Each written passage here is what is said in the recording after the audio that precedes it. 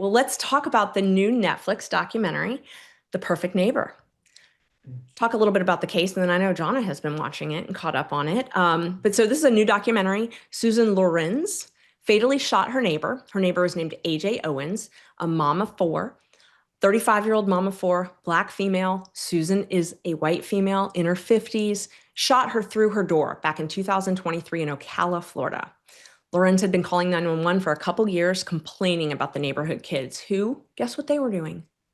Playing in a field nearby.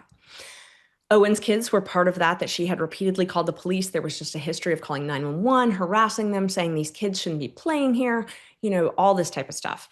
The story is chronicled in the Netflix documentary, The Perfect Neighbor. And this is a quintessential stand your ground argument, but a loser. So let's talk about what happened. Lorenz, white woman in her 50s. She had a longstanding feud with this mother, her 35-year-old neighbor. She was mad because, God forbid, those kids were at it again. They were playing in that field. That night, she decided to throw a roller skate at Owen's 10-year-old son as he played in the field. Owen's son was injured, and so Owens did what I think most reasonable parents would do, went over and knocked on Lorenz's door, demanded to speak with her about what happened, had her son with her. Lorenz then fired a single shot through the door and killed Owens while her 10-year-old son was standing there. Lorenz said that she felt threatened by the unarmed Owens. So this happened in Florida, where Dave is, and they have the stand your ground law that allows someone to use deadly force if they reasonably believe that they have been threatened. So before we discuss this, let's take a look at SOT 2, which is a clip from this new documentary. 911, what is the address of the emergency? Several kids out there right now are screaming, yelling. 9 times out of 10, that lady over there probably called. Oh, I know. It's like the kids. She thinks we're trying to steal her truck. Do you even know how to drive? The clearly says no trespassing, and I always want them to go. There doesn't need to be a call for service every time the kids are playing in the yard. She's always messing with people's kids. Sheriff's office!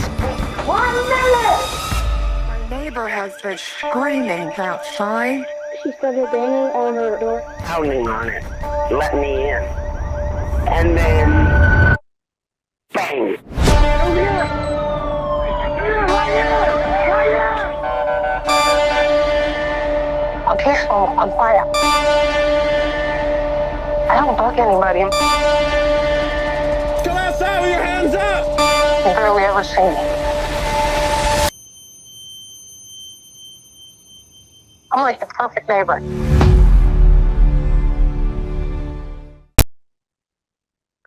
All right, so before I tell you what happened at the trial, Dave, you prosecuted in Florida. This seems kind of like a clear case for them, right? Yeah, the only question is whether it's a manslaughter case or a murder case. And I know the state attorney there, he's a good person. He chose manslaughter. This could have been a murder case, and this defendant is lucky in a way that she's not in prison for the rest of her life. She's a Karen who this was almost inevitable that she was going to do something terrible, but whether she would get a gun and then shoot through a locked door while the cops were on the way, I mean, come on.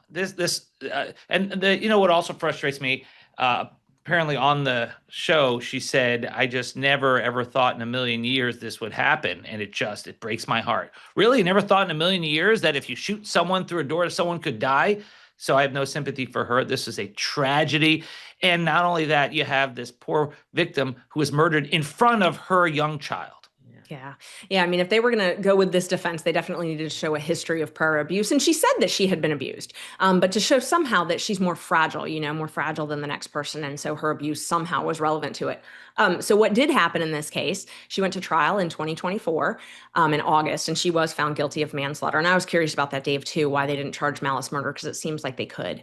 What was interesting to me is she told the police that Owens had attacked her previously and that she felt like Owens was trying to break down the door before the shooting. I think the problem, though, is the evidence showed that she had already called law enforcement when the shooting happened, and she had to go actually to another room to find the gun. So that, that gap is when you form malice. That extra time is when you have that intent, when, they could have shown a malice case.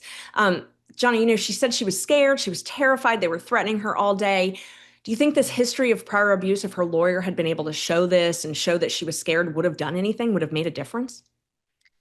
What I think sunk it for her was the history with this particular victim and the entire neighborhood of kids, which she clearly couldn't stand for the 2 years that she lived there. And they called her a Karen, and that's exactly what she was. And the police would show up all the time, and then they wouldn't do anything because here was this curmudgeonly, hey, you kids, get off of my lawn type of woman. But I don't think they ever looked at her as a potential violent threat. So just looking at this from an academic point of view, if we remove the layer of the history with the actual neighbors, forget her own history for a second, her own mental illness, which I clearly think she has. If you are behind your front door and somebody is banging on it, and let's assume that she's not lying when she says she was threatening to kill me. So we have a victim who's banging on the door. I'm going to kill you. I'm going to kill you. You know the police are on the way. Your home is your castle. You're in a stand your ground state. If there were no history with that victim, would the self-defense have stuck? And I think it may have. I think what sunk her is the judge said, you shot out of anger, not out of fear. And he had to have based that on the 2 years history with this particular victim and the families. Right. And I mean, I really think what sunk her was the fact that she's behind a door, and law enforcement's on the way, and she had to actually leave her post to go find a gun, something that wasn't required.